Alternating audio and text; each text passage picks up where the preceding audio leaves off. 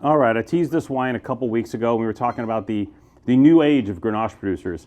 Grenache that is aiming towards something a little more elegant and Burgundian and refined, but not like in a screwed up way.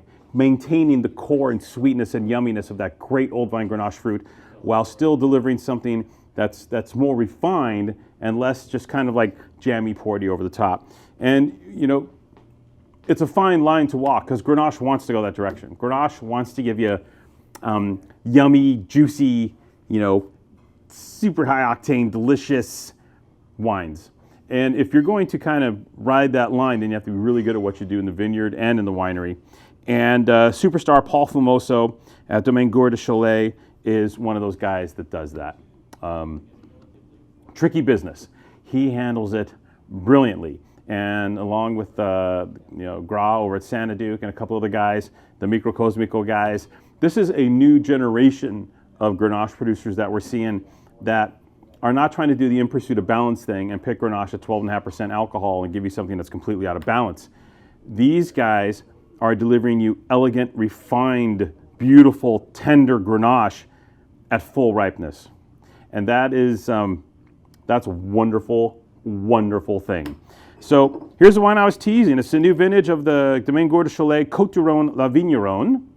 And this is the 2023, another delicious vintage in the Rhone Valley. As we discussed in the previous video, because I think we did a video on this wine in the past, so this is more like a refresher, if you will. Gour de Chaulé is located in Gigondas, but as with many of the great Gigondas producers, they also own vineyards in Vacqueyras, because prior to Vacqueyras becoming its own super cool appellation, it was Côtes du Rhône. And the best and coolest Côtes du Rhône that a producer in Gigondas could have access to in their area was the Vacqueyras vineyards. So this wine is in fact 90% Vacqueyras, with a small bit of actual Côtes du Rhône, 10% from the commune, I think, of Viol. But essentially, it's Vacqueyras, kids. It's Vacqueyras, it's 90% Vacqueyras, it's probably 90% Grenache. And what Paul does here so exquisitely is delivering beautiful, sweet, tender Grenache with that refined edge. This is all stems. Look at that color, man. This is shocking. This wine actually has really great color, considering that he doesn't de-stem.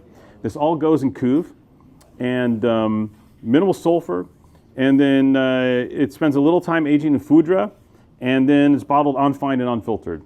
And that is it. It is simple vinification. The key is the work in the vineyards, and then shepherding that fruit into the winery and delivering this wonderful, pure, distinctive style of Grenache that we absolutely adore. We are the biggest fanboys of these wines. You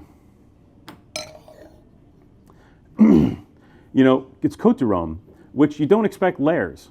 You don't expect Côtes du Rhône to be like next level, right? You expect Côtes du Rhône to be Côtes du Rhône.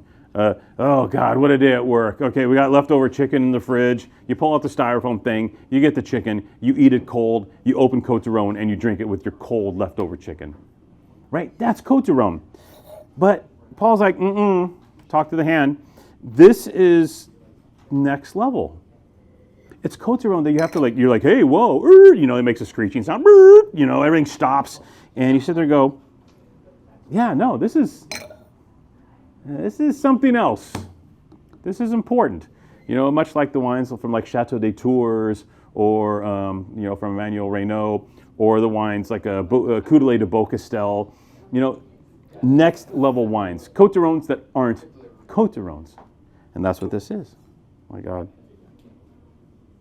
Gorgeous aromatics here. Deep, plummy, but bright.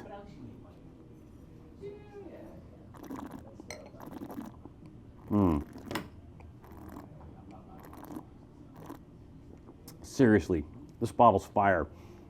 If you told me this is a $50 bottle of Chateauneuf, I wouldn't fight you. I wouldn't fight you. Yeah, get some. You owe it to yourself. You owe it to yourself. Get some. And actually, the structure here is quite something. This can age, right? That's another thing with Côtes du Rhône. You're thinking, I'm going to drink this in the next couple years, if I'm lucky. The next time I have cold chicken, I'm going to open another bottle and drink it with my cold chicken after like a shitty day at work. And this Côtes du Rhône says, oh, not cold chicken. No. How about a roast chicken, fresh out of the oven? How about you have some guests over? How about you went and bought duck fat at the Erewhon to make those potatoes? That's what this Côtes du Rhône is implying right here. This is fancy Côtes du Rhône. Kardashian Côtes du Rhône? Kardashians are fancy. They're not fancy. Yeah, they're simple people, aren't they? Simple people.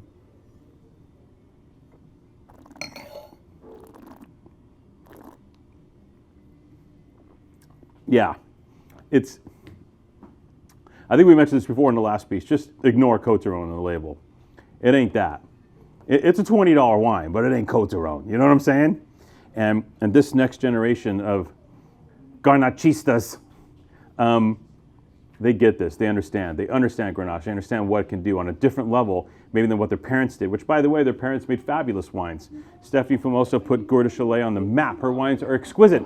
And Paul learned from her with regards to that elegance, keeping the stems in, classic styles of vinification. Now, all he's doing is just kind of amplifying it and parcellating it. And when you do that, absolutely magical wines of the highest order. So can't recommend this fabulous Côtes du Rhône enough. Remember, it is not just Côtes du Rhône, it is something else altogether different and exciting. $20 a bottle while it lasts. I don't think it's going to be $20 next year. You know what I'm saying? Get it.